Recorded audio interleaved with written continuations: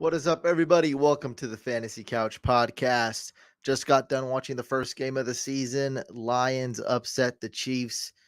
It was a crazy game because Patrick Mahomes, to me, looked incredible.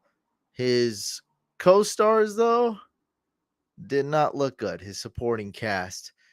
That was awful. Sky Moore, 4 rushing yards. Kadarius Toney, -1 rushing yard. Um, Sky Moore 0 catches. That was crazy. I don't have the targets in front of me. I'm about to pull that up. He did get targeted on some big plays, including a 4th and 25. That was nuts. That they almost converted. Patrick Mahomes. Obviously, he targeted Sky Moore. Obviously, he targeted Kadarius Toney. So this is how many players have a reception on the Chiefs. 1, 2, 3, 4, 5, 6, 7, 8, 9, 10, 11 different players caught a football on the Chiefs, not including Sky Moore. I know he got targeted at least 3 times. Let me see. There's this one league I'm kind of tanking in, the Couch Empire League, if you guys are familiar with that. I'm about to bring on the Dynasty Day Trader. He's going to have a Dynasty section once a week if you guys are into Dynasty. And here it is. Let me bring this up here. There he is. Welcome to the show. You are muted. You can unmute yourself, right? Sky Moore. That's the Sky first thing I see on Moore, my screen. Okay. 3 targets. This is a guy you kind of hated as a prospect. Yeah. Not a fan. Oh Still not a fan, boy. actually. Well, I mean, after tonight, I don't think you'll be hopping on the hype train. Oh my god, that's Oh, awful. wow. He's one of the guys I'm lucky. I don't. How do I even have him in this league? I must have. He just got thrown in a trade, I guess. I didn't draft him. Did I? I don't Do you know if you remember? drafted him or not, but I know you did. You I I, were. I don't even He know was how one I of your have guys. him. I don't remember You at have all. him? Oh, God. I started. I mean, it's kind of tanking, so it's not a. And that's not a big deal. Not a big deal then. Okay. Yeah, I'm not worried. It's like my only share of him, and it's all because of luck, because I did like him. Yeah. So, That's all uh, good. yeah, I mean that's fine. I'm just saying I don't even remember how I got him I at will all. say this, though. I like the way that they're using him in motion a lot. So they're definitely attempting to use him. Obviously, you're looking at the statistics. It didn't work out today. Obviously, the whole Chiefs offense kind of was a bust without Kelce. But I feel I don't know. So when I was watching today, I wasn't really paying attention to the yardage, and I wasn't really tallying all that stuff. And I was kind of taking note of how these guys were used, and I mean, yes, I'm still not on the Sky Moore train by any means, but I did like the way that they were, motioning him a lot, and trying to at least use him as like a chess piece type of thing. I was watching with a friend of mine, and I was kind of telling him like, "Hey man, he kind of reminds me of like a Tavon Austin, where like he's kind of like a gadget role player to kind of like feel out the defense." And I mean, that's great for football. I don't know if that's going to be great for fantasy football. And then you're looking at the stats here: 0.4 points. Looks like my bias, I guess, was proven right for at least week one. We'll see moving forward, but I don't know. I don't know about Sky Moore. I don't know about any of the receivers, to be honest with you. There's so many drops, Kadarius Toney especially. If you want to Kadarius shift into Toney that looked even topic, worse than. yeah, that's what I'm saying. My God, it Uh, was just not good. Justin Watson probably looked like one of the more better receivers today, and he's not really yeah, that notable. he was the best Yeah, wide receiver, and then and him and Noah Gray, the backup tight end, those two were the best. Patrick Mahomes looked spectacular. I think the Lions, man, if they just ran the ball with Montgomery and then a little bit more of Gibbs, that would have been it. man, that So touchdown play. By the way, that touchdown play from Montgomery does not happen without Mr. Sam Laporta blocking. It was a counter block where the tight end goes up to the linebacker, and that really creates the hole to get Montgomery going. But I mean, hey, then again, it counts for Montgomery. It's great for fantasy, but good for the tight ends. I'll be talking about them a I lot mean today. that doesn't really concern fantasy, I guess, Sure. Yeah, too much. of Other course, of than course. I guess Sam Laporta every down tight end Yeah. He's ability. going to get So more opportunities. Exactly. yeah. Right. Well, that was a weird game. Yeah, that was just odd. Amon Ross looking great. Hmm. Did Gibbs do fine? I don't think he did. I don't think he did. He did I think fine. The touchdown would have been nice, but no touchdown. The stats were okay. I think he ended up with like 9 points, 8 points in that range, something like that. that's not good. I think this guy is a Hmm. Gibbs owner and is being overly optimistic. David Montgomery was what's working. They seem to have a good strong O line, and they should have just kept running Yeah. it with David Montgomery and using Jameer Gibbs, like kind of sprinkling him in. Hmm. Oh yeah, I guess that's it with that game. That was bad, says a random Facebook user. Crazy game, says Jennifer. Um, Yeah. where's Dak? Crazy game. Dak put in a tournament with Mahomes, Kadarius Tony, and Sky Moore, and he already lost for the season. It's already over, just off one game. Oh That was boy. Oh terrible. boy. Throw that Mahomes, tournament Sky, entry Tony. away. Ugh, jeez. That's so bad. Yeah, I David mean, I like the Montgomery. thought process with no Kelsey. Someone's got to step up, but clearly no one stepped up today, unfortunately.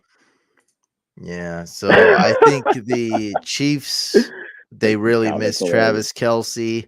I have him in half my leagues. I'm glad that he's sitting this week, just healing up. So he is expected to play next week. At least we can hope. So, man, that's all good. We bench him. Get well, Travis Kelce, because this team really needs you. Just imagine this Chiefs team 2 years ago. You take away Tyreek Hill and Travis Kelce, and this is pretty much what you get. It's Yeah, exactly Giants, what you get. big win. Big win trading away Kadarius Tony. I don't even know what Kadarius Tony is. A bust? Is it too Yeah, he soon? just looks Pick like round a one. I mean, what is he doing? Like, I guess he could return. He's a good returner. Not that we saw that today, but Yeah. I mean, yeah, there's really not much. They need a real receiver. I did not Just count, but maybe someone in the comments did. How many dropped passes did Tony have? Because I'm pretty sure it's at least 4 or 5. It was a lot. It was not a good outing for Tony, not a good showing at all. And I know there are some guys who I don't want to call them Kadarius Tony truthers, but they were definitely, Chiefs offense, receivers, someone's got to step up. Kadarius Tony's going to be my pick. There are definitely guys like that out there. Man, I don't think they feel good at all. And yeah, 5 personally, targets, 1 reception, so safe to say he dropped at 4 least drops, 3 of them. 3 of them maybe. Yeah, At least, yeah. Looked like yeah. And I was going to dropped add to more. that. Tony looked bad. Sky Moore we saw earlier 0.4. Honestly, all the receivers looked bad. The 2 tight ends, 81 and 83. I think that's Blake Bell and Noah Gray. Those are the 2 guys that really shined the most, aside from probably Pacheco, and then McKinnon had some early plays, but it was really Pacheco as far as the offensive skill players doing decent. I didn't see any receivers. The tight ends, like I said, were pretty good, and then Pacheco. It looks kind of weird. Like you said earlier, weird game. I kind of agree. Thinking about it more now that I've, you know, it's been like what, maybe 20 minutes since the game or something. It's still kind of fresh, but a little bit not as fresh. Now that I'm thinking about it a little bit deeper, definitely a strange game. And Sleeper's saying he hopes to build on the strong end. I don't know if he built too much with This is 2 fantasy McKinnon. points today. This is You know, something else. This is something else. is something else. So Okay, I okay. want to talk about exact fantasy here. So we were concerned, at least I was concerned with the Chiefs spreading the ball a lot. It really happened. We saw Clyde Edwards-Helaire get some snaps. Now here's a Mhm. big concern is that McKinnon was hardly used. I hardly saw him. Now I don't know the snap count, but I'm assuming Pacheco, he got a good amount of targets, good Yeah. runs. Pacheco seems like, and he looks really good. Pacheco's the guy. McKinnon, he's kind of getting phased out a little bit. And this is a game where they lost. So it wasn't, I know they didn't have to play a lot of catch up or nothing. They did have a lead and they were in the game, though, basically the whole game. Yeah, they were the entire game. But still a Yeah. little concerning with the snap percentage that's not coming out. It's got to be really low. We got 0 carries and 2 targets for McKinnon. I'm pretty sure I saw Clyde Edwards-Helaire get like twice as many snaps as McKinnon, maybe more. Mhm. And Pacheco's the guy. So if you drafted McKinnon, that's pretty worrisome. I think if you drafted Pacheco, Yeah. you're looking just fine. Any Chiefs wide receiver you drafted is gonna suck the rest of the year. The Rashee Rice thing was just pure luck. We said he threw the ball Yeah. to Seriously, pure luck. 12, Right. 12, 13 players. Yeah, I mean, Blake Bell caught one, Rashee Rice caught one. We need a target share. Like, I actually don't look at target share much. I don't, I look at it a little bit. I look at raw targets. I mean, both will paint the same picture, but in this case, the target Okay. share percentage will paint an even bigger picture. Nobody had a share of the Yeah. targets. We Yeah. got 2 targets. Oh no, it's receptions. But yeah, I mean, Pacheco has 4 receptions. Yeah, seems like nobody. Pacheco. Yeah, Pacheco got 4 receptions. RB. So it's like everybody basically on the team got 3 targets. It's like that's crazy. So it's gonna suck no matter who you pick. Travis Kelsey's that guy. I hope he's healed up. You saw what I did in Superflex this year, and basically all my Superflex drafts. I punted QB round 1, and I went with Mhm. Kelsey. And I think it's smart. It was before he got hurt. We'll see if it pans out. I really like it. I got like Kelsey and Bijan in a lot of leagues, so hopefully that works out. But we are going to wrap it up with this game. It is what it is. There's no more workhorses. Everybody's getting the ball's getting spread out in Kansas City. Pacheco's that guy. David Yep. Montgomery looks good. I think that's about it. Anything else you want to say before we stop talking about this Thursday game? Yeah, I will say I think Jameer Gibbs looked better than the stats he put up. I thought he looked pretty quick, pretty explosive, fast. Whenever he got the ball, it was exciting to watch him. He always made something happen. I remember on one particular play, there's a play where he got a delayed handoff, and he should have been tackled for loss for a -1 or maybe -2, and he ends up making that play into a +3 yard gain. So I mean, yeah, that's only going to give you 0.3 points in the stats, but as far as like moving forward with better blocking or better whatever on that play or just him getting more experience, I do like the way he looked on the football field, and that is giving me a lot of hope and confidence and optimism moving forward. And again, my nickname is the Dynasty Day Trader. I am a dynasty player at heart, so in that context, really love the way Gibbs looked today, uh, and I'm excited moving forward. Pretty much, that's the only thing I got for you as far as what to add. Yeah, Gibbs did look good, but Montgomery's getting a lot of snaps, and Yeah, this was when they were down. So we'll see what happens. Andy Reid's a great coach. We yeah, will answer questions at the end, by the way. Is it safe to throw Kadarius Tony in the trash? Yes. This is I'm done with him. Sky Moore, I feel like he still has at least a little bit of hope. yeah. The Uh, usage is optimistic, hopeful. I guess yeah. there's reason to be, but Tony, oh man, He just looks like a no, mess, dude. Sky Moore looks like he needs to develop more, and he can possibly do some things. Yeah. I mean, he looks pretty bad too, but Kadarius Tony looks like a low light reel. Looks like walking bloopers out You're there. right though. Yeah. Ugh. Not good. Not a good showing. Not a good Thursday night opening kickoff. All eyes on you performance. We got Yeah. Dak Prescott's cousin in the chat, who is a hobbyist statistician. So what do you say? Statistician. Statistician. There it is. Chiefs target leaders, right? Rasheed Rice 5, Kadarius Tony 5, Noah Gray 5, Pacheco Tight 4, end. Justin Watson 4. So yeah, everybody got 3, 4, 5 targets. He spread the ball. Boy, Yeah. Mahomes is so good. They went for it on 4th and 25, which shocked me. And he almost got it. Sky Moore got it. They almost got it too. It's like this is Mahomes, crazy. man. They really needed Kelce. Kelce was such a difference maker. Not having him in this game, it's crazy. It's really unbelievable how much of a drop off they have as far as offensive production. Because not only do you miss Kelce as far as like whatever 100 yards and whatever 8 to 10 receptions he gets you and touchdown if possible, but he gets other guys open too because he demands so much coverage. Now all of a sudden Sky Moore, instead of facing their best guy, might face their second or third best guy. Maybe he can get going and whatever.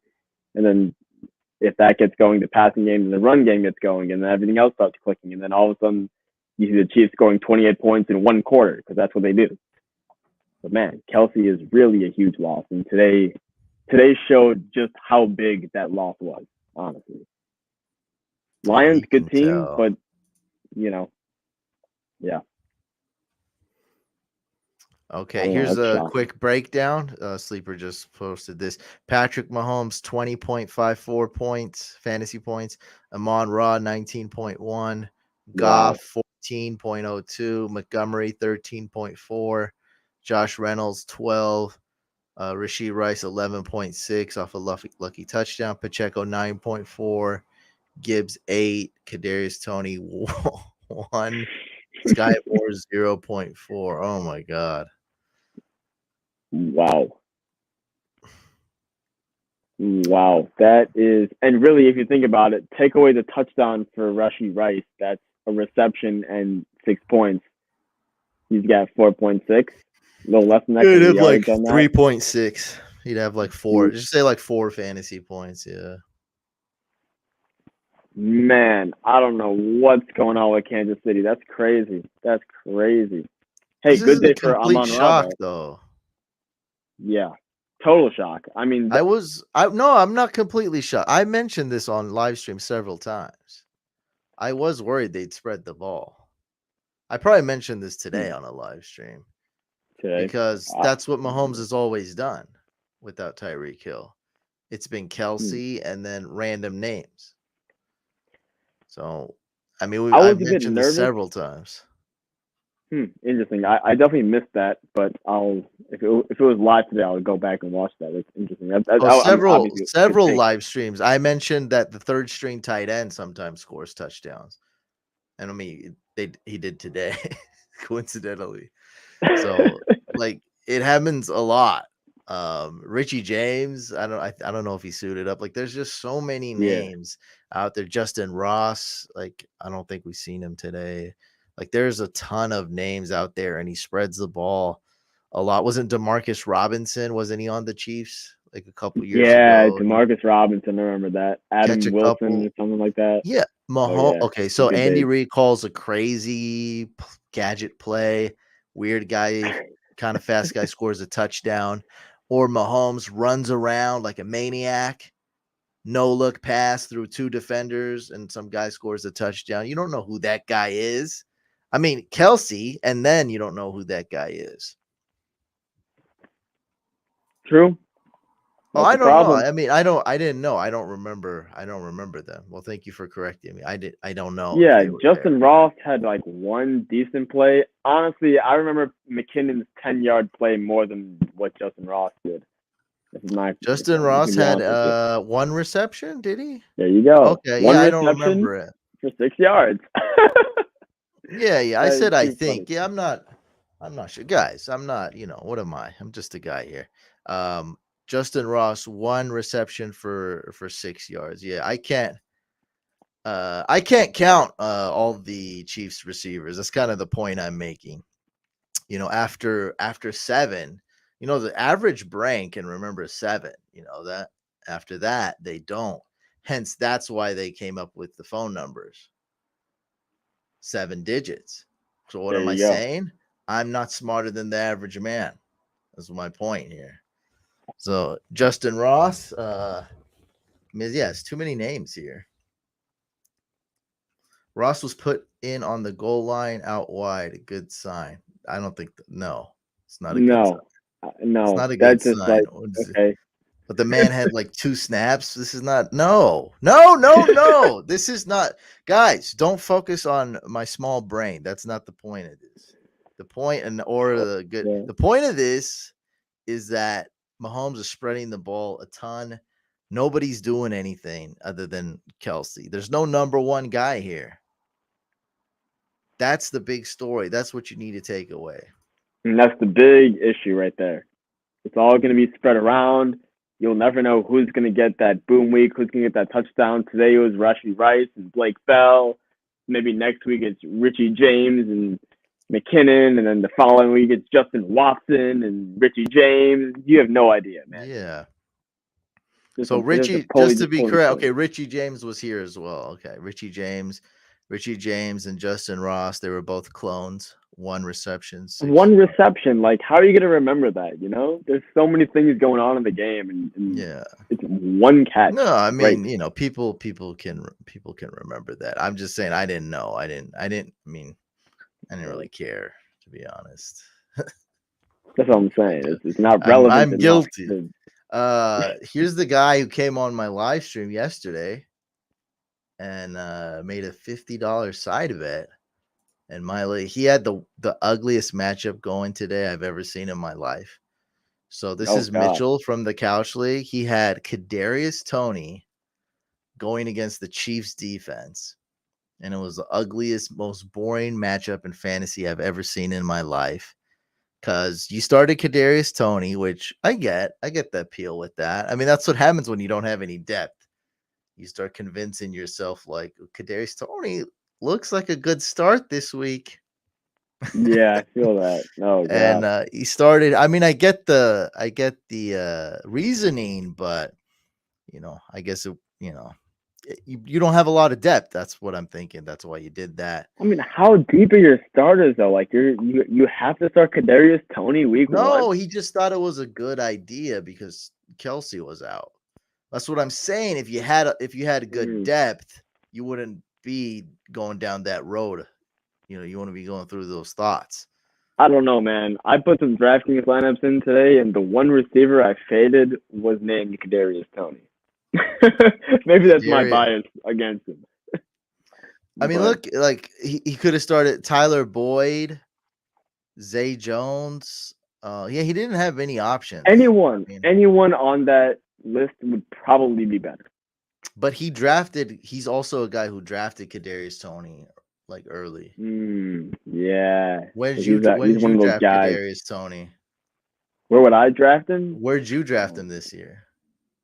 oh man, I did Never, not right? draft him, but Yeah, yeah, never. exactly. I didn't That's draft what him I'm either. That's saying. what I'm saying. Here's a guy who But drafted him in drafting, the where mid would I? round. He I he did not. reached he reached for Kadarius. So like, you know what I mean? That's how he got to this type of thinking.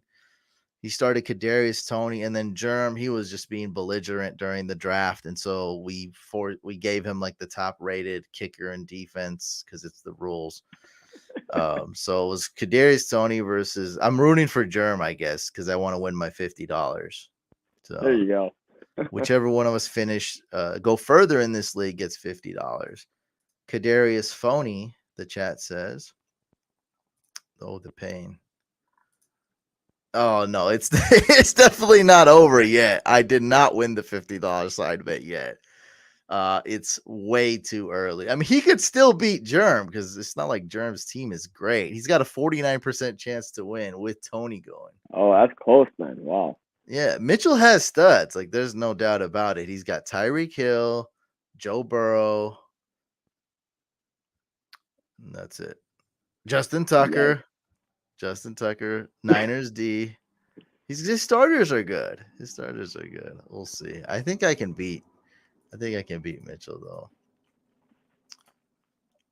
I think they drew that play up for Justin Ross out wide. Point acknowledged though he wasn't playing, and then they put him in the goal line package play. Yeah, it's not. I don't know. Goal line package wide receiver. That's not promising to me. Not that promising, I guess. Gibbs got Yeah. to get more work. He was playing great. I think what they're going to do next game, they had a plan. That plan, the Lions plan, it didn't quite work, or it was very messy. They're going to use their running backs a lot more next game because that's obviously working. They both look good. They both worked. They both picked up first downs. They both scored. Montgomery scored a touchdown.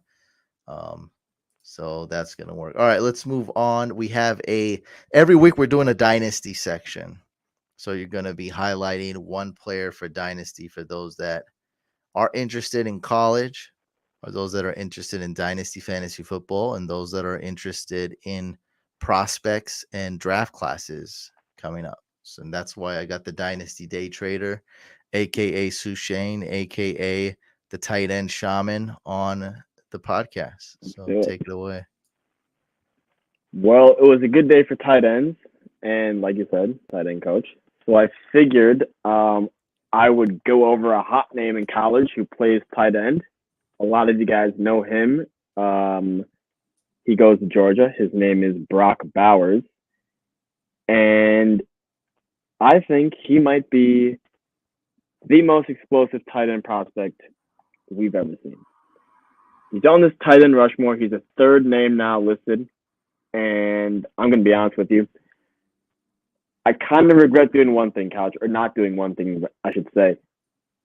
When we went over Michael Mayer, who is easily my favorite prospect on this list, although he did have a really bad look today or this week rather in practice. But that's neither here nor there. Rookie season. Um, I feel like I didn't do enough justice. I didn't talk about him enough. Didn't go over him in detail enough with you guys as to like, why do I like him so much? Like, why is he so good? Why is he on this like, feature Mount Rushmore? Like, why do I think he's an elite type of tight end? And the problem is, I can't redo that. I can't go back in time. The 2023 rookie draft, they have come, they have gone, they are over with. The season now plays out. And if you drafted him, we will see how it plays out. If you did not draft him, we will see how your picks play out. That's how it works. But the bottom line is, I don't want to make that same mistake twice. And when we're talking about Brock Bowers, who's the third tight end now on this group of four, I don't have much time, much opportunities left. I want to make sure I'm doing due justice, so to speak, on him. So if we go to the next slide here, right?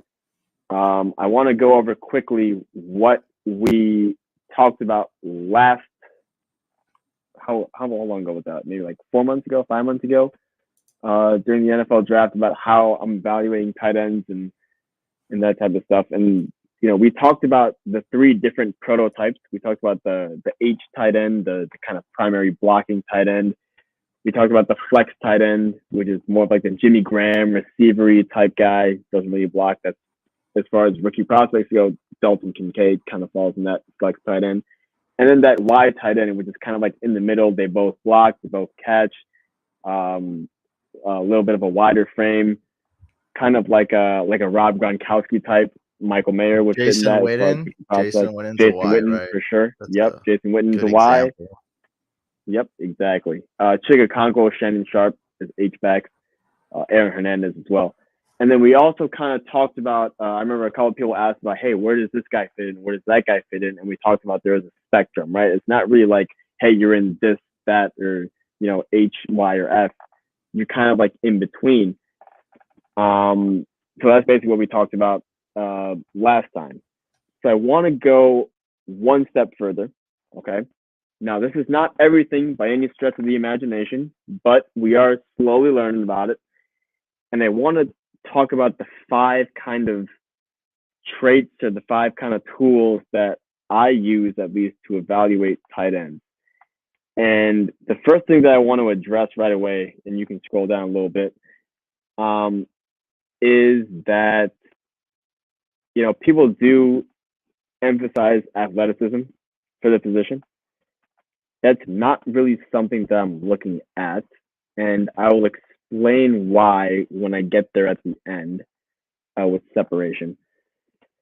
But I'll start with the top. I'll start with the most important thing that I look for, and that is going to be technique, right? That's the boring stuff. That's the football stuff. That's the stuff that really does not pertain to fantasy football, but it's important for getting opportunities, important for getting snaps, and obviously those things are relevant for the game of fantasy football, right?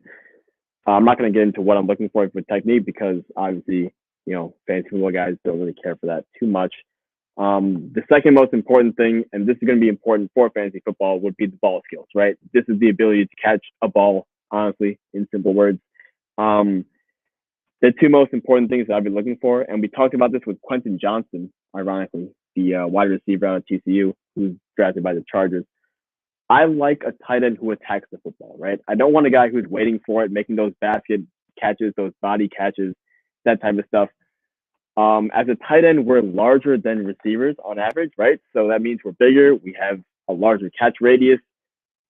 Use your size to your advantage. Attack the football and expand your radius. Don't wait for the ball to get to you.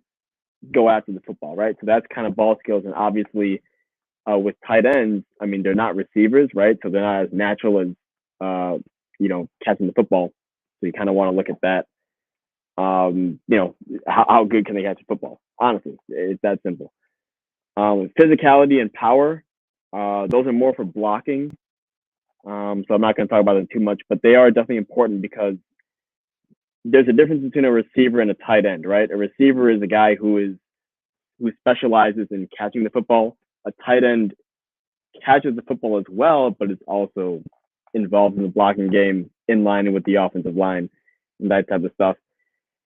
And then we get to separation, right? And this is why I don't care about athleticism too much, right? So athleticism, how does it show on a football field? It's like the twitch, right? The twitch and the agility and like the double moves and making the guys miss and all that type of stuff. If you can separate like Rob Gronkowski can, that's good enough for me because again, you're a tight end. You're more of a size, like win by size type of guy, not win by speed. So as long as you can separate, I'm cool with that. So this is basically what I'm using, the 5 tools, how I evaluate tight ends. Obviously, it's just, we're scratching a little bit further into the surface. There's, of course, a whole lot more, but I just wanted to, kind of open up the curtain just a little bit as to what I'm using to evaluate tight ends. So with that being said, let's get into the tight end that we're evaluating, and that will be Brock Bowers. Let's move on to the next slide, Couch, if you will. And as I mentioned earlier, he is the 3rd tight end on the that Mount Rushmore. So it's a good idea for us to compare him to the other tight ends. Do you have that 3rd slide, by the way, that I sent you? Is it up there, Couch? Oh, I didn't. Okay, I only had 2. All good. I can keep on talking if you want to put that up. I got it. Yeah, I got it. I was perfect. up. Yeah, so I wanted to compare him, right? Because I mean, think about this, right? I can talk about Brock Bowers individually, which I will in a second, in very, in much detail. We have a question, by the way, if you want to answer that later right now. Let's answer this later. So I mean, I could talk about Brock Bowers individually, which I will in a second. But if you look at take a step back, look at the big picture here.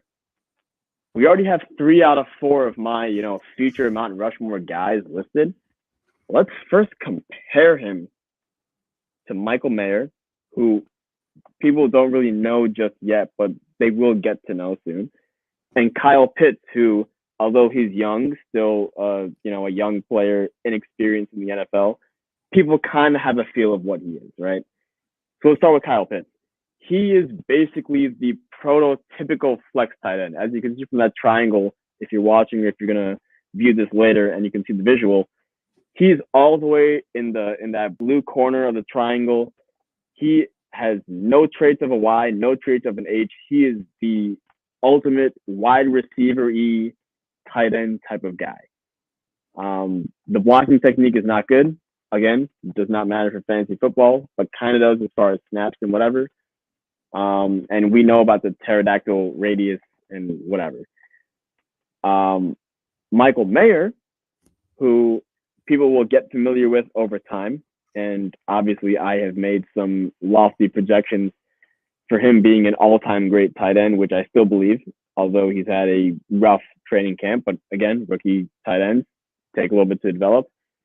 He is mainly a Y, has a touch of H blocking capabilities, and a touch of flex receiver F tight end capabilities, because you will see Michael Mayer at times line up as like an outside receiver, which is kind of, I don't want to say it's reserved for a flex tight end, but it is like a tendency for that. So that's kind of why I have him not in the corner of a Y, but kind of, in the middle, pulled by both ends there.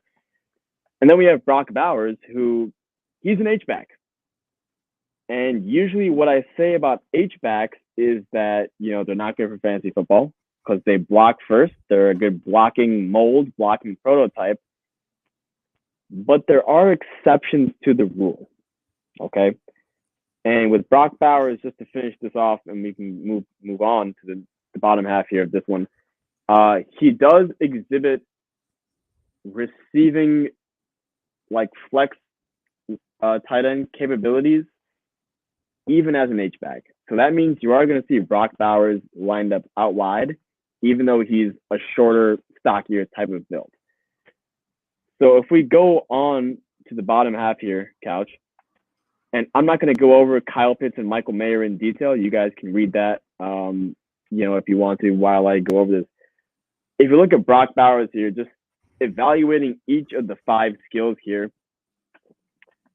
the technique, pretty good. It's underdeveloped, needs more time, needs more fine-tuning, but keep in mind he does have 1 more year of college. We love the ball skills. The ball skills is something that I'm going to talk about in more detail later, but he's got an extremely large radius to get those contested catches. Physicality and power, I love it. He's a high effort guy, and that is not only in the run blocking game, but also for fantasy football. He'll get the ball in his hands. He'll turn up the field. Defender will try to tackle him, and he will use that physicality and that power to shed a tackle, get even more yak, get more yards, more fantasy points, et cetera, et cetera. And, the thing that I really like about him, I mentioned earlier, he's one of the most explosive tight ends of all time, probably, in my opinion. That's how he gains separation. So again, I do not care how he tests in the combine, what his athleticism is. I know how he gains separation. I like the way he gains separation, and I think the way he gains it is going to play well in the NFL. That's all I need to know. That's all I need to hear. All right. As far as getting open for his quarterback. So athleticism, he can test great, he can test good, he can test average, he can test poorly. It doesn't matter. He knows how to get open. He gets open with his explosion. That's kind of why I love him. Let's go a little bit deeper, though. Let's go beyond just the 5 skills with like a 1 sentence kind of blurb. Let's go a little bit deeper into Brock Bowers. Let's move on to the next one, Couch. And let's start off with the size, right? 6'4", that's good. Kelce is about what, 6'5", 6'3", sorry, not 6'5", 6'5", 6'6", something like that, which is good. 6'4", right in that range. 230, little bit undersized. I think what's going to happen is when you listen to all these guys, like the Daniel Jeremiahs and whoever, in the, in April when they're going over the draft prospects and everything, I think a lot of guys are going to say that he's undersized slightly. But again, I don't think it's a red flag. I don't think it's severely undersized. I don't think it's I think you remember a couple of years back when I was talking about Michael Carter, the running back for the Jets, how like the one reason why like everything on tape looked great, but man, he was just too small. That's not the case at all with Brock Bowers. He's slightly undersized, but he's good enough to play, right? And what you have to realize about him is couch. Not only does he block like a tight end, not only does he catch like a Travis Kelce, this guy will get carries. This guy will get carries. Okay? This guy will get 2 attempts, 7 rushing yards. He can get rushing touchdowns potentially. He can score in multiple ways. It's crazy. In my opinion, that versatility is legitimately game breaking. And I think he's going to get picked very high in the 2024 NFL draft. I'm thinking at least top 10. I said this about Bijan Robinson. Just remember that. I said Bijan Robinson for the running back position that's undervalued. Still go top 10 because he's that darn good. Man, I think Brock Bowers has potential to go top 5. I don't want to like be convicted in that, but top 10, I'll put money on top 10 for sure. Top 5, upside, right? And what is it about him? Obviously, I've said it 3 times now. I'll say it for a 4th time. Most explosive guy. Most explosive guy at the tight end position that you're going to see coming out of college. And I do not know how long. And my pro comparison to you is not a player. It's a vertical leaping cannonball. Vertical leaping cannonball because he's got that explosion, he's got that toughness, and he's got that just that leaping ability. That vertical, that ability to get up there, expand that catch radius. And my goodness, I see you're bringing up TJ Hawkinson. I was seeing where he went. He went 8 overall. And Kyle Pitts, where did Kyle Pitts go? Did he go like 4 overall to Atlanta? I thought he went. It was a 3 quarterback. Yeah. Ooh, yep, it was a 3 quarterbacks, and they passed on Justin Fields, and they went for Kyle Pitts ahead of Jamar Chase, Penei Sewell.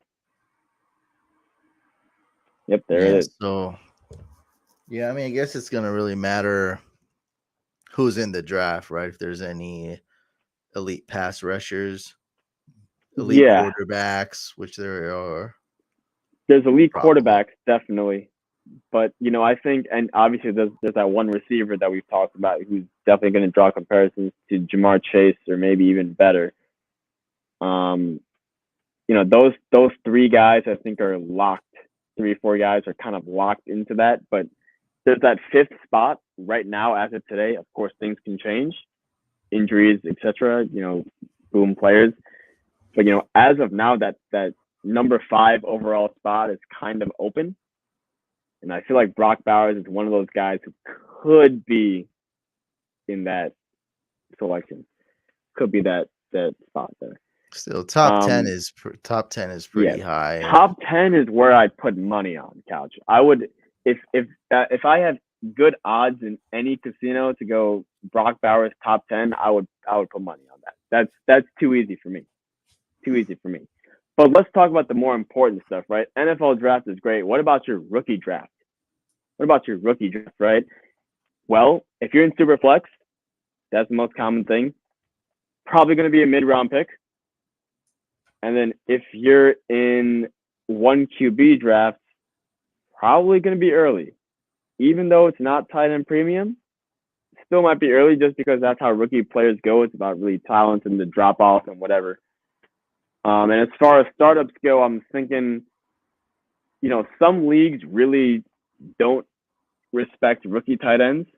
So I think in those types of things, you can kind of fall into like, you know, 5, 6, round 6. But, you know, some guys like me, they love their rookie tight ends, especially their elite ones, to go as high as round 2 or 3. Last part here, and then we're going to wrap this one up here. We're not going to go over the blocking tracks. Just as you can see from the visual, though, he does block everywhere, which is good for you know, the usage and the opportunities that you could see on the football field. I want to go over the route tree real quick and then the rush lane. Let's go over the rush lane real quick first, just because it's short. When I tell you he gets carries, he is not lining up in the backfield. Again, he is not lining up as a running back. This is more of a jet sweep. But when you think of a jet sweep couch, you think of the outside guy kind of like running before the ball is snapped. And then once the ball is snapped, he gets the ball from the quarterback, either a handoff, a little pop pass or whatever, and then kind of runs across the field. It's not that dramatic because obviously tight ends are a little slower. And yes, while he is explosive, he's not a receiver that type of fast. He is fast enough for a tight end, good speed, but not compared to a receiver. So they're basically going to line him up pretty close to the offensive line, and they'll kind of they'll motion him across as if he's either blocking or just kind of in motion, and then they'll snap it, and then they'll hand it off to him, and then he'll go across. So it's kind of like a half jet, if you will. It's still a jet motion, but it's a shorter jet motion, if you will. That's how he gets his opportunities as a runner, and this has shown to be lethal for goal line situations. I'm telling you, either he's getting touchdowns or he's getting stopped at like the 1 yard line. So he's going to get a lot of looks in the red zone with this type of stuff. I would expect a lot of 6-point rushing touchdowns. Of course, he's going to get his receiving touchdowns. He's going to get more receiving touchdowns. But I would expect a lot of rushing touchdowns out of this tight end, which is crazy for me to see. And real quickly about the route tree, I just want to go over two things briefly. The first thing here is just look how vast this is for a tight end. That's crazy for a tight end. Usually a tight end would have 2 routes, and then a second tight end would have another 3 routes, and then maybe the last one would have another 2 routes. And in total, you'll have like 7 or 8 routes. This one guy can run, I don't even want to count, but that looks like it's a lot. And the two that I want to focus on the most would be the crossing route and the wheel route.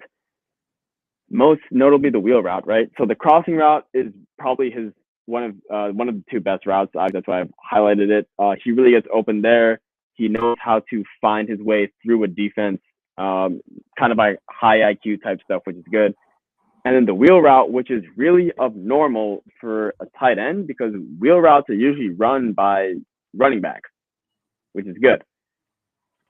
But for tight ends, you know, why do running backs run wheel routes? Because they're fast. They can get out in the flat quickly and they can get up the field quickly. Tight ends are slow, right?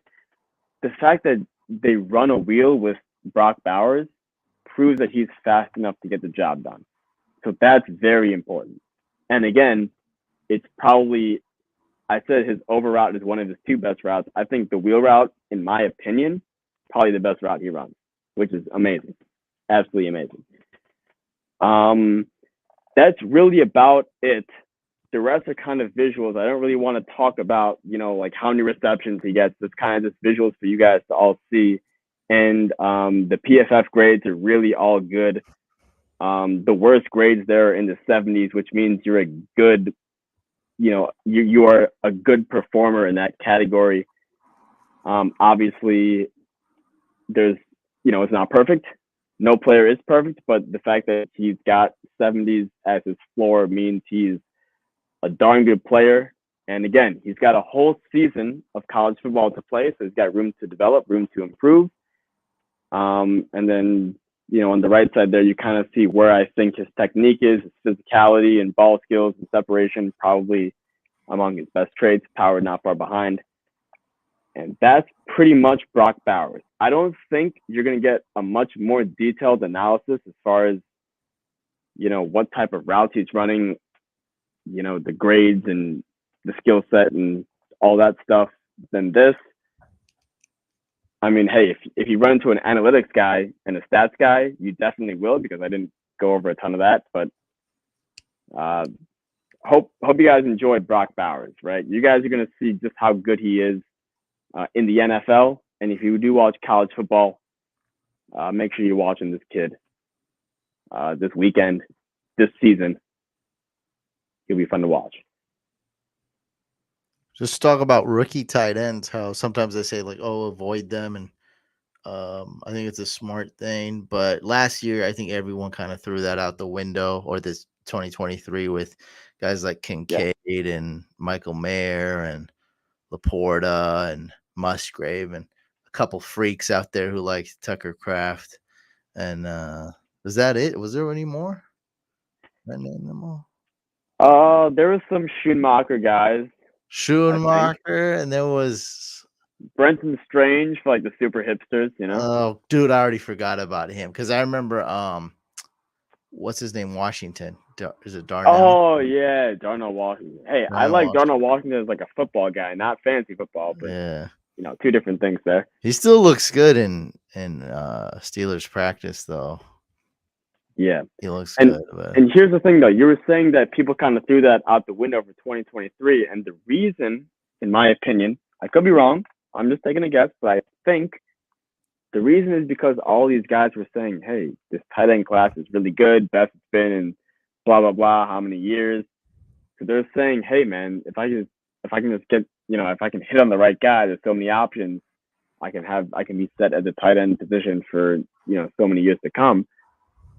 That's kind of the category that Brock Bowers is in. I'm not gonna say the entire class is like that, but Brock Bowers is definitely one of those exceptions where like he's just so good of a player where you kind of just like, I get the conventional wisdom, rookie tight ends, whatever, but you kind of, as far as dynasty goes, you kind of just throw that out the window and you say, I mean, man, this guy is just such an uber talent of a player. I just have to pick him. yeah, we done that with Kyle Pitts.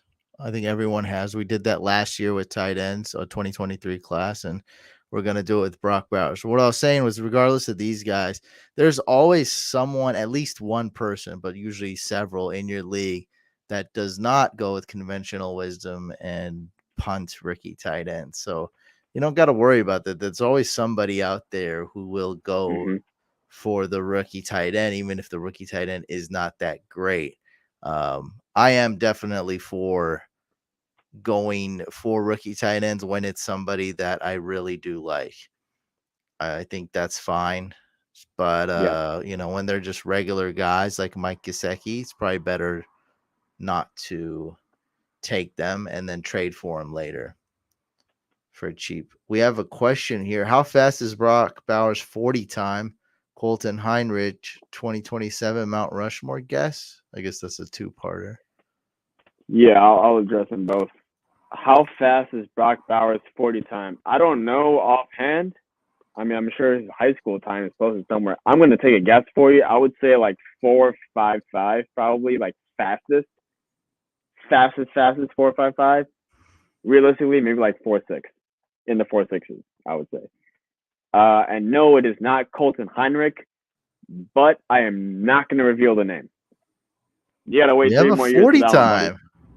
Hey, 4.5. There you go. 4.5. That's Wow. great. That's crazy. That's a little bit faster than I thought. I don't know. Wow. Sometimes these are not like super accurate, but at least we have something to go off of. I'll tell you what, Sports though. The Illustrated. explosiveness really helps him because he kind of makes up for that. Like think about this, right? Like if you're fast, if you're average fast, right, and you're just slow to get off the line of scrimmage, I mean that kind of like that hurts you.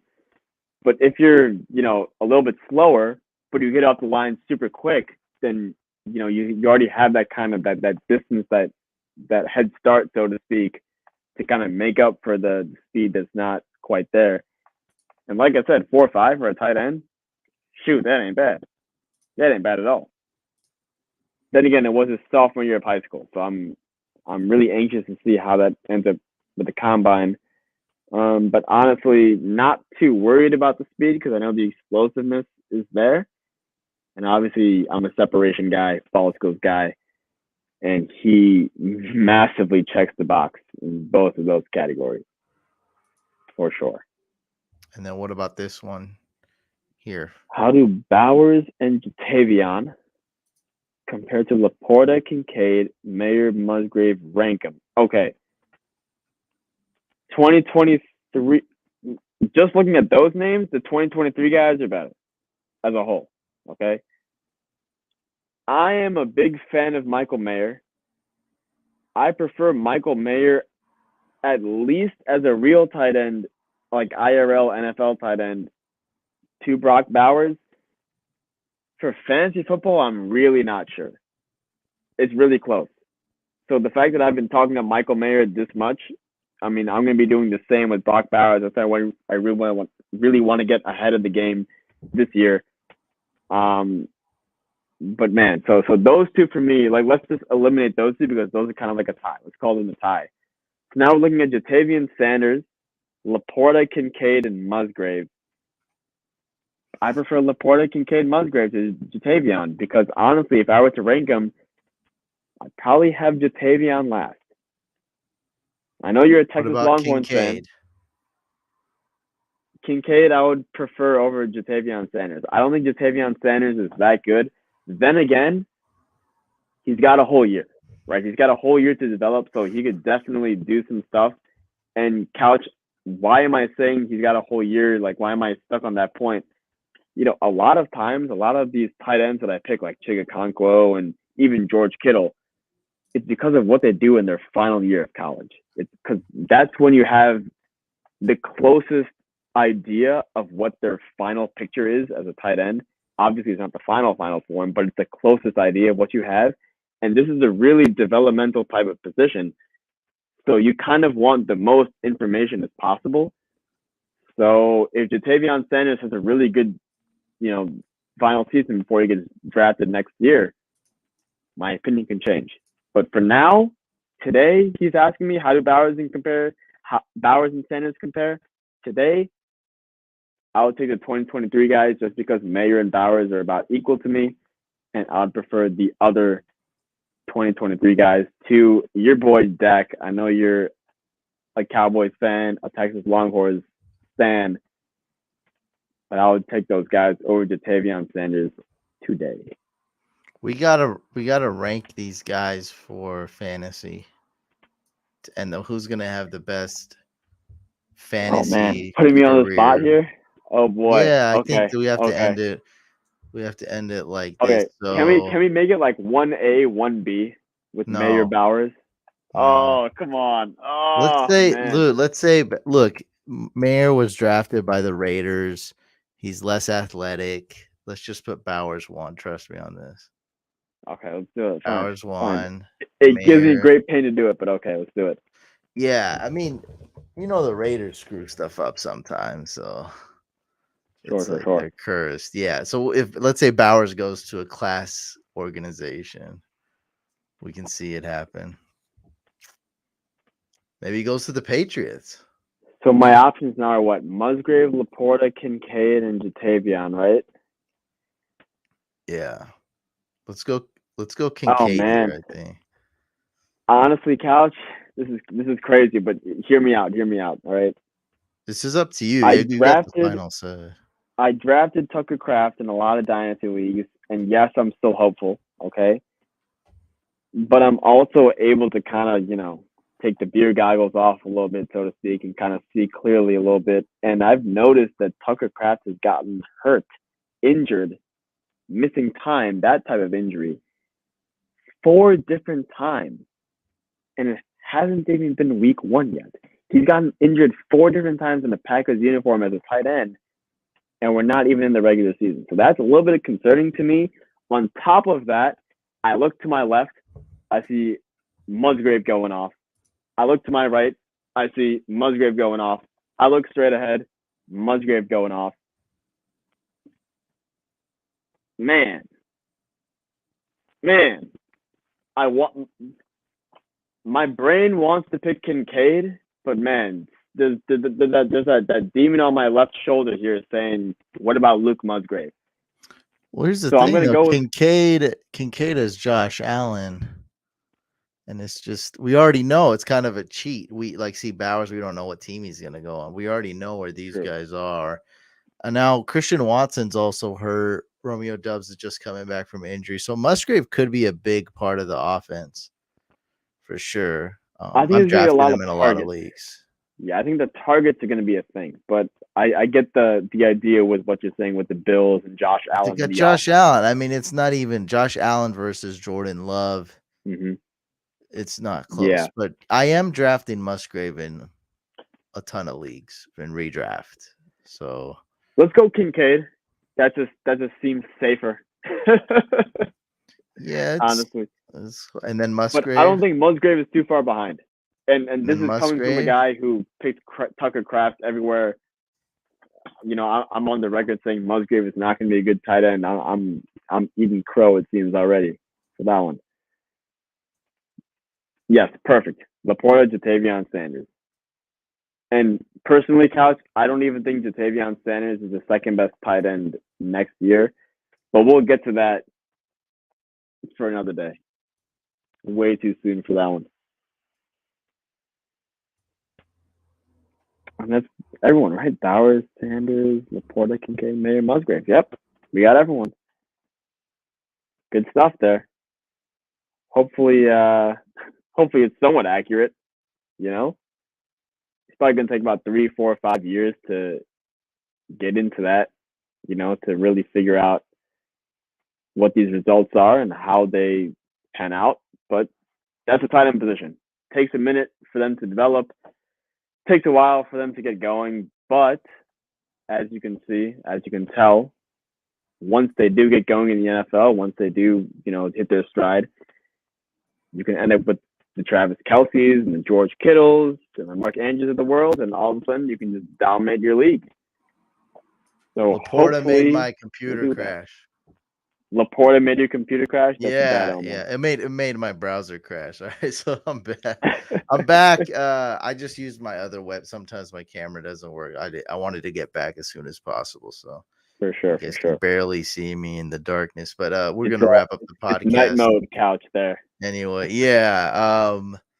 But we were requested to rank them and how good of fantasy careers they will have. And out of these six tight ends, we went with Brock Bowers, Michael Mayer, Dalton Kincaid, Luke Musgrave, Sam Laporta, and then Jatavion Sanders. But you're saying there's somebody else, which you don't want to reveal here? Just Who's multiple guys. I don't even who's think Jatavion Sanders. oh, Yeah, I don't you think don't even he's. like him. Okay. Yeah, That's what you're saying. there's a couple guys I got in mind. Oh, okay. One of So them that we'll goes save that. to Stanford, and one of them goes to is it TCU or was it Colorado? I can't forget. I forget, but it was in that game. Those two guys. For those college head fans who want to look that up, go for it.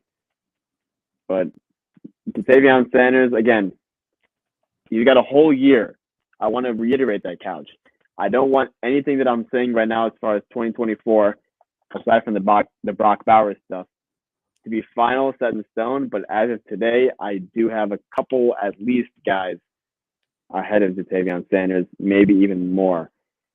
That's a good question. You first, then me. Oh, this is an easy question. This is a redraft question. I'm Okay, never mind. Never mind. Never mind. I thought it was yeah, this is Dynasty. redraft. Yeah, I'm pretty sure because he just played today. Yeah. Yeah. Well, we can answer it in terms of dynasty too, just in case. But no, you want to stay away from JT this year. Just stick with Gibbs. At least Gibbs is giving you fantasy points, and at least he's looks decent. So um, Okay. yeah, Same thing in stick with Dynasty. Gibbs. Yeah. You'd rather have Gibbs over JT in Just by dynasty. a hair, and it's only because of the exact reason you mentioned. One is getting me fantasy points. One is not. And Yeah, I I just agree. don't know what's going to happen with JT in the future. We just don't Gibbs know. is younger too. I mean, that's gotta mean something. Like, JT is better though. Let's be just objective about yeah, that. and he's I, more proven. Yeah, mm-hmm. yeah, but it's not like we haven't seen a lot of him. Maybe JT's gonna Yeah. have a terrible career as well. That could Hey happen. man, he could just be like Le'Veon Bell. You have no idea. You have Yeah, no no, idea. I It could don't sound think terrible so, right now, but but you have no idea. I don't think so. But Le'Veon Bell, before he fell off a cliff, that was that Mm-hmm. 1 year, and he went to the Jets. JT was already a huge bust. Le'Veon Bell never busted before he started pulling a Le'Veon Bell. Was he a Le'Veon bust, Bell was Jonathan Taylor? always Le'Veon Bell was always the best running back. Jonathan Taylor Yeah, basically just had a hot streak. Like that's he just had a little bit of a hot streak. He was a interesting. complete bust last year. Like he got outplayed by Deion Jackson. Like I was that's gonna how ask bad you, it was that was. because of an injury that he had, or was that Yeah, just he was being hurt. I'm outplayed? just saying that Deion Jackson put up more fantasy points for our teams Yeah, than JT ever did last year. And no, I yeah, don't think that's it was because of injury other times, but yeah, no, JT did get injured. I'm sure he had injury, yeah, but right. I'm just saying like JT, like yes, we did see him like a whole year do well, but it was barely a year. Like I Le'Veon got you. Bell I got you. was RB1 like year after year Yeah. after year. He was always great. You can always count on him to give you 20 fantasy points, no You know, matter and what. maybe that's kind of how you have to look at. I mean, again, I'm gonna always go from the dynasty perspective. That's kind of how I look at things. Maybe that's kind of how you have to approach the new kind of modern age RB. You just kind of have to go year to year to year rather than like Jonathan Taylor. He's the sexiest running back, It's exactly 365 days ago, that's why but people anything could aren't happen. drafting RBs anymore in round one as Yeah, much because they bust so much. They yeah. bust like crazy, or they fall off like crazy, or they get hurt. Like there's just so many ways it could go wrong with RBs. This guy At here, the what's same up? time, though, this is kind of looking at the other side of the coin, right? If you're in a league that things exactly like you say, which is correct, but they kind of go a little bit too extreme, and all of a sudden you see running backs kind of fall. Just keep in mind, you got to start two running backs every week. That's a rule of fantasy football usually. Sometimes you got one running back, other funky leagues like that, but most leagues start two running backs, right? So if you're in a league where just people are just not picking Saquon Barkley for the fact that he's a running back, and all of a sudden it's round three for some reason, 3.01 or something. I mean, shoot, by all means, take him, you know. Those But guys are all gone. It doesn't. There's no workhorses. So, see, this yeah, that's conversation another thing. gets tricky when we don't know what we're talking about redraft or dynasty or startups. The point is that when Sure. there's a workhorse, the workhorses will be taken, and Yeah. then it'll get dried up. And there's 32 NFL teams. It's just you just start a starting running back or a really good backup running back that's splitting carries. Like people did with AJ Dillon last year, Hmm. or tried to, and or Tony Pollard last year, who actually did well. There's not, yeah, they don't score the most points. Wide receivers score more points. You start more wide receivers PPR. in Yep. every league, and quarterbacks score more points. So it's like, why are we even doing this? They bust. JT busted. Le'Veon after he went to the Jets busted. Like this happens all the time. So I Um, mean, then what's the strategy then, right? Because like for receivers, at least like, all right, let me get the young talented guys because at least I'll build a strong foundation. For tight ends, it's like, all right, well, it's like if I don't have Kelce or Andrews or the top guys, it's kind of the crapshoot anyway. So let me just either go stud or dud there. For quarterbacks, we have our own strategy. So like, what's the strategy then for running backs if it's just like totally based on luck? I understand. Yes, luck is a factor. It's a part of the game. It's a part of any game that you play, obviously. But like, how do you minimize the effect of luck and go more like it's not should luck. It's should I be you just drafting like don't McCaffrey and value. Saquon and just going hammer RB, or like No, what you should I be just doing don't. here? I don't think you zag too much. I think you just don't value RBs as much. Remember the dynasty draft we just did? That was a Yeah, $500 draft. That's not what most people here are used to. They're not used to a $500 league with world class players. You see how they did? It's like exactly what I said, right? Like yeah, they're I not remember. gonna draft RB, and they didn't, and Mm-hmm. especially RBs that don't catch. So not saying like they're right, but you just don't value RB as much because they get injured. They have a high bustability rate. They don't, and in Dynasty, they don't last long, and they don't score as many points as quarterbacks or wide receivers, and you're starting more wide receivers. So it's like, and tight ends kind of, the tight end's a weird, tricky position, but it's pretty scarce as well. So you Yeah. just don't value RBs here. That's one, hero RB. I didn't invent that strategy. When's the first time I heard of hero RB? Was like 3 years ago. I feel like it's fairly new when I heard Yeah. about it. I was gonna say fairly recent. Yeah. Yeah, and it's a great strategy. I like it. It's not, I feel like it's not one of these sexy strategies that people just come up with. I feel Yeah. like it's a good strategy. You just draft one RB like CMC or Bijan or Eckler, and then you punt RB until like round 8 or something, and then you probably want to get your handcuff if there's a good handcuff, and then just draft a bunch of names like McKinnon, who, that didn't work out. Maybe you draft Pacheco. Okay, that worked out. You draft maybe you draft like Tank Bigsby's one I've been taking a lot. I think that's a really Yeah. good one. So hey, draft names like that, and you know just try to make it through. But you're dominating on the other positions. So I got to read this question though. I get it. I have Gibbs in one league and Montgomery in another. What do you think about the Lions' backfield situation for the rest of the season? I think they're Oh. both gonna hurt their upsides, unfortunately, but it could be worse. You could be in a worse situation. I think both are eating each other's upside, Yeah. Kind of unfortunately. reminds me of like a Aaron Jones, AJ Dillon type of stuff where it's like both of them have like some standalone value, but like are they going to be top 10, top 20? Probably more like fringe top 20 just because, like you said, they kind of eat into each other's upside.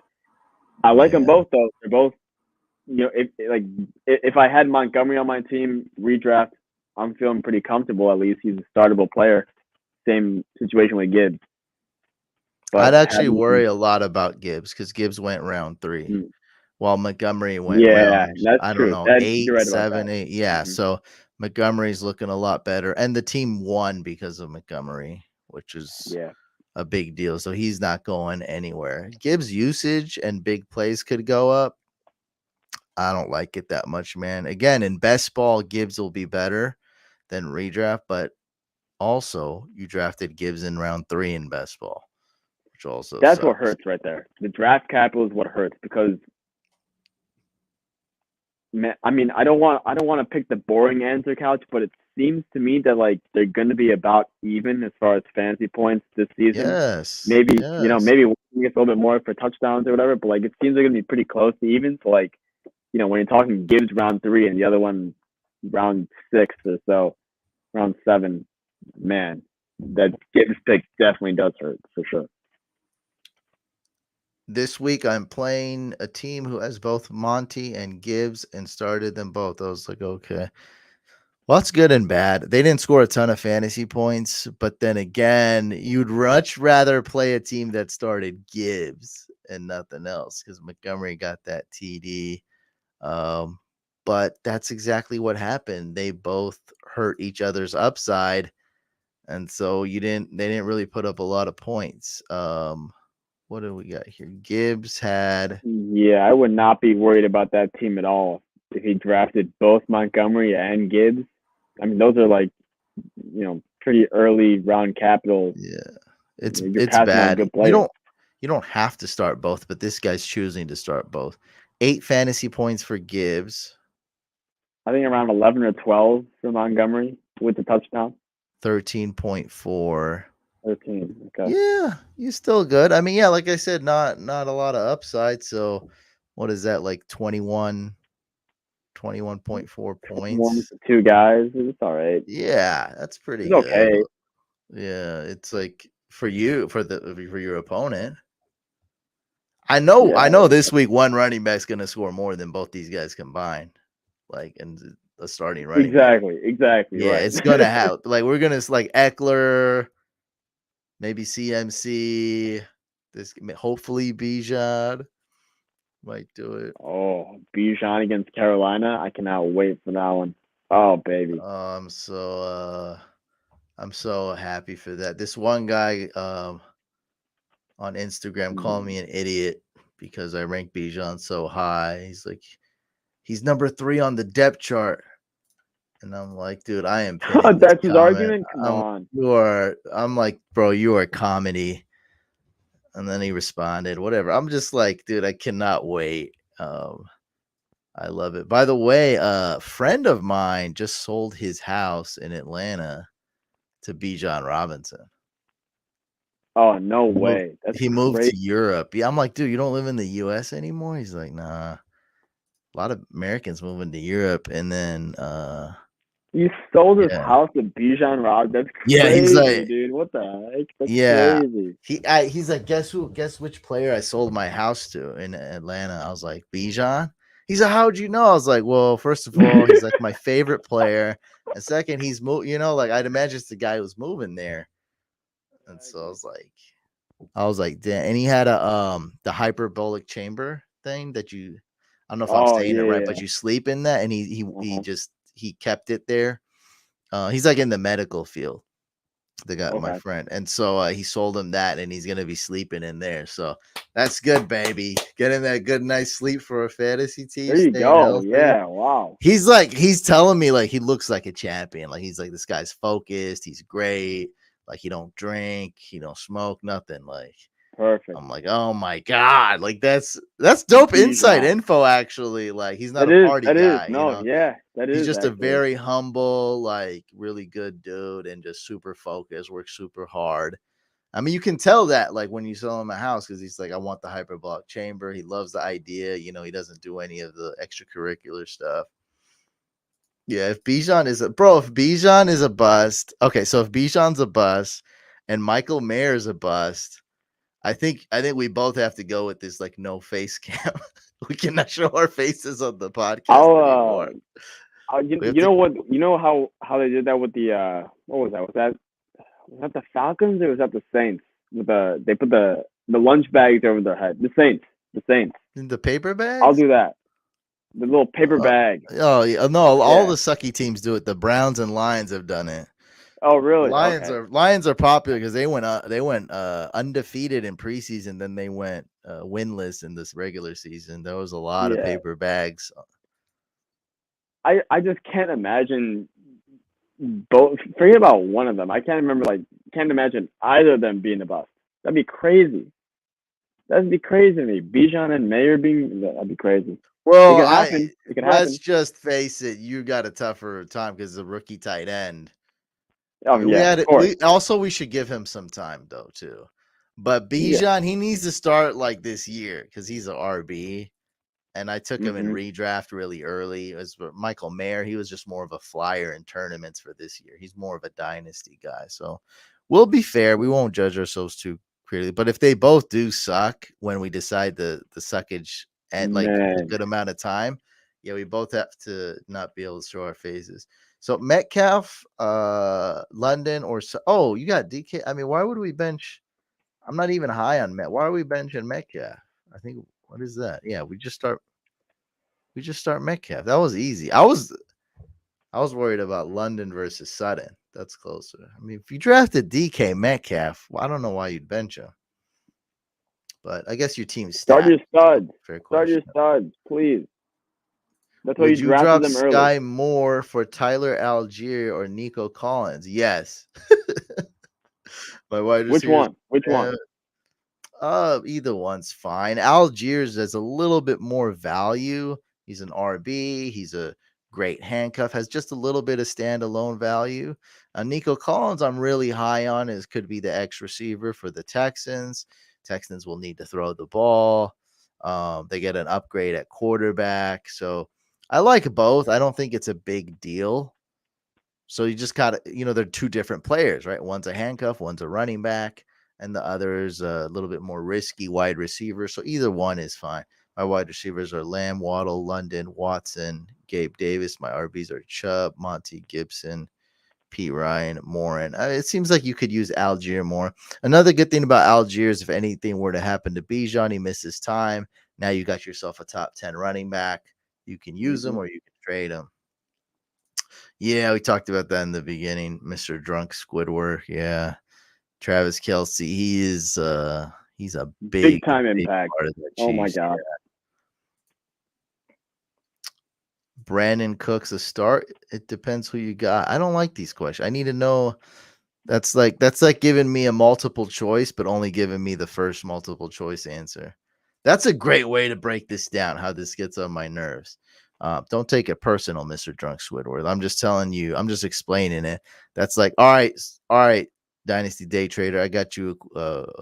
These are multiple choice. I'll only give you the first A though. A. I won't give you the other ones. So what do you think? What do you think? Do you think the answer is A? It's I don't like, know, dude, man. A I looks want a to little know B, C, tricky. and D. Don't you want to know Look, what B, C, and D are? Couch Dynasty is a little complicated, right? I understand A is a good option, but there's a lot of things that can happen down the road. We're It's nothing projecting three, about 4 years out. dynasty. What are you talking about? It said Brandon Cooks a start. He said Brandon Cooks a start over who? um. It's between. Okay, there we go. Hollywood Brown, P. Okay. Ryan, Then or yes. Mike Oh Thomas. yes, yes. I would say yes. Brandon Cooks over all those guys. The one that makes me nervous is Michael Thomas, but I'm gonna lean Brandon Cooks because I've not seen Michael Thomas play football in God knows how many years. That's the Marquise one that makes me Brown nervous though. though. Marquise Marquise Brown. Brown. I don't know if he's Is, got an injury. did Actually, Josh who's Dobbs kind of really a look that good? nah, The I don't quarterback. know. Nah, Yeah. nobody looks good. I don't know. But yeah, I'd go Brandon Cooks. See, here's the thing though. P Ryan could be great, but we don't know. So there's a huge question mark with Mike Thomas, a little bit of a question mark with Hollywood Brown and his quarterback, and there's a question mark with Javante Williams, and also Mm, Jaleel McLaughlin is there too. So mm.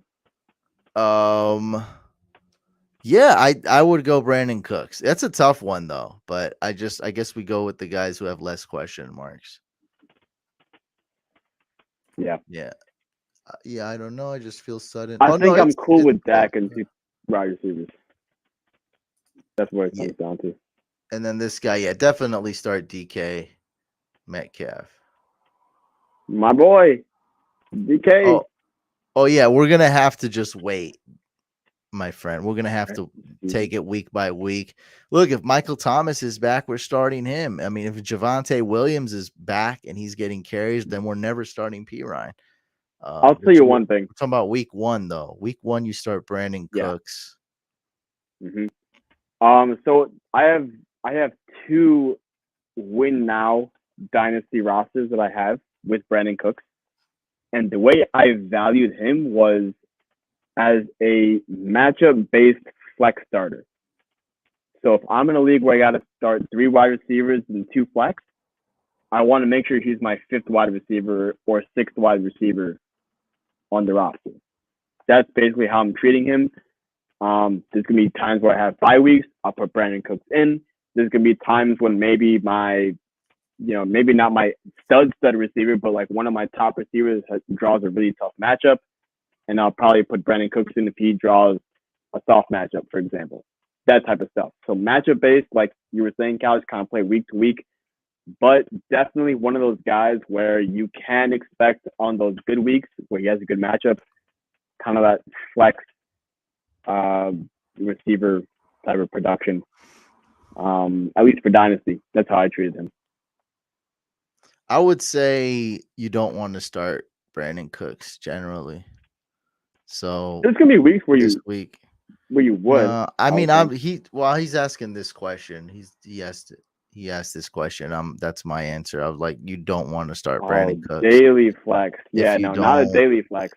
No, no, no. yeah, if you don't have to, you don't want to start him. But hopefully your team's got a little bit shaky depth, but hopefully one of those guys pan out, and we'll see. Because Brandon Cooks, there's Tony Pollard there, there's Jake Ferguson, there's C.D. Yeah, Lamb.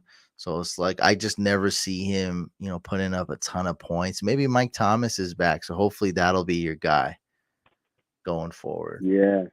hmm RBs are Chubb, Henry, and Hall. Wide receivers are D Hop, Lockett, Godwin, JSN. Need to sit two.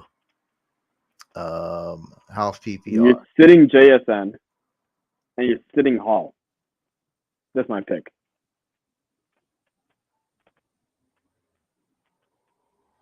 Because it's D Hop, Lockett, Gowan, Yeah, Chubb, and Henry. Yep, yeah, those are my picks. yeah, yeah. I think you have to. So you're definitely sitting Brees Hall. Of And course, then I yeah. guess sit JS. Like I love JSN. I think he's gonna be your starter going forward. But this first game with the wrist, it could affect his grip. It's a little too risky. So Yeah. all right, And guys, he's a we're gonna rookie, end it right? there. Well, Yeah, he's well. I mean, he's a special rookie. I'm high on him, dude. I'm all in on him. But he did just break his wrist. Like, it yep, just that's happened the two whole thing. weeks ago. Yep. So why risk it? I think you have a great depth. Great future prospects for JSN. And I think that's a good time, Uh, a good note, a high note to end it Honestly, on. I would disagree with this. The Jets RV is a Mets fan. I would disagree with this because we just saw the Mm. Lions, and I think you get the Jets running backs later, and they will be better. So I disagree with this. It's not an ideal situation. I'm not saying that it's pretty. I just don't think it's a vomit, disgusting mess. The Jets are so drunk. Squidward says the Jets RB is a mess fantasy wise. I don't Nothing is think it's pretty a in mess. 2023, I think you honestly. know what you're getting. I think they will both do Yeah. well. There's like they're not going to just not use Dalvin Cook, and they're not just not going to use Brees Hall. Maybe Brees Hall takes some time to get acclimated.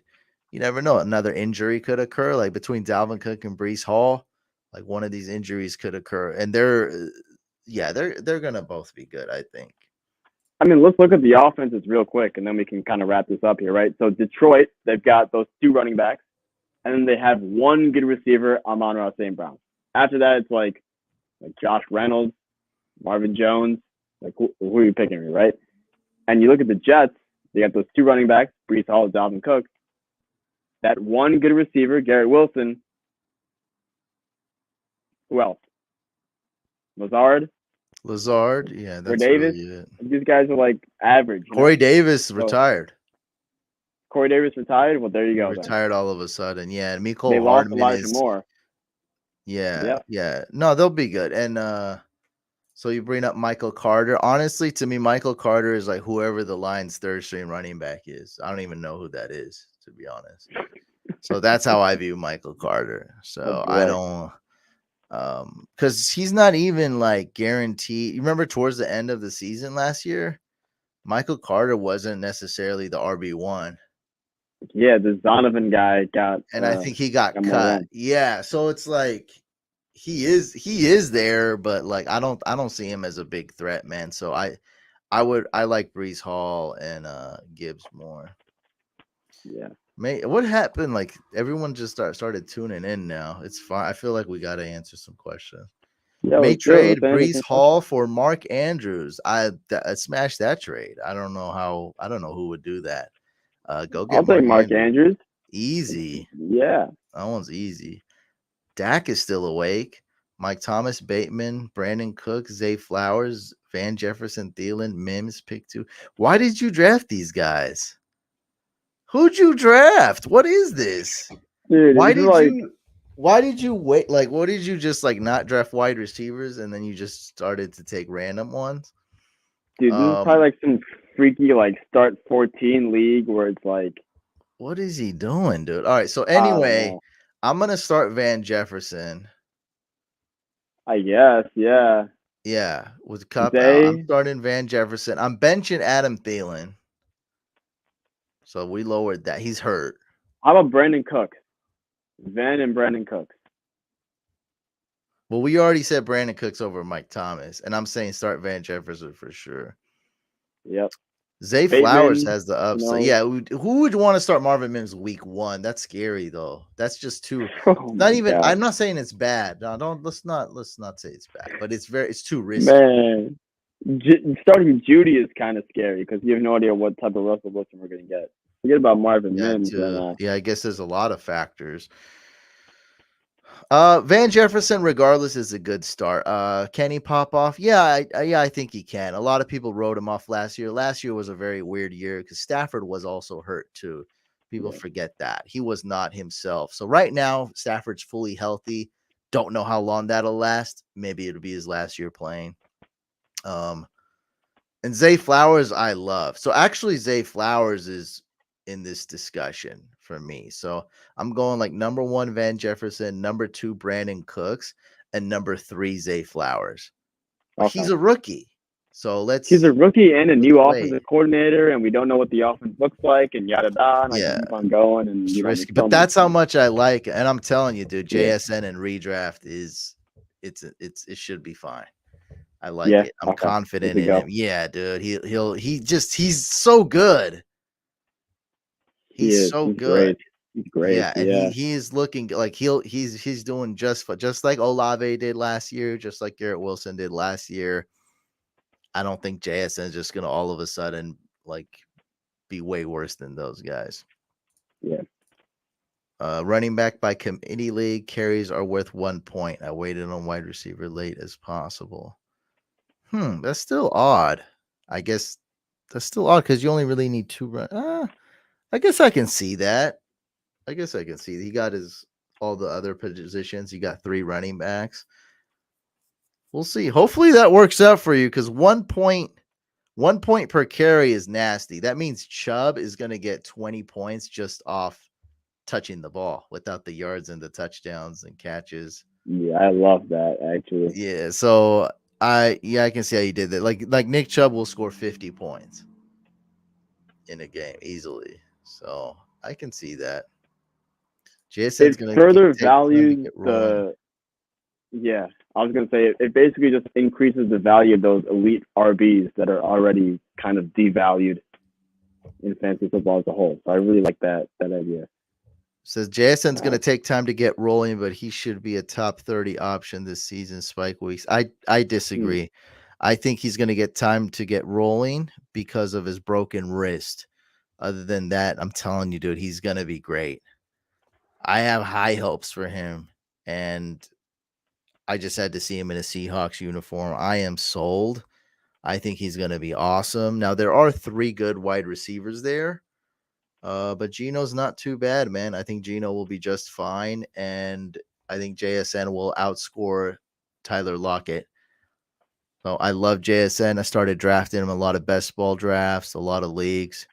He's gonna be good. All right, we're done. We'll see you guys on the next one. Appreciate you guys. Chat came alive towards the end. We oh yeah. love it. All right, guys. Peace out.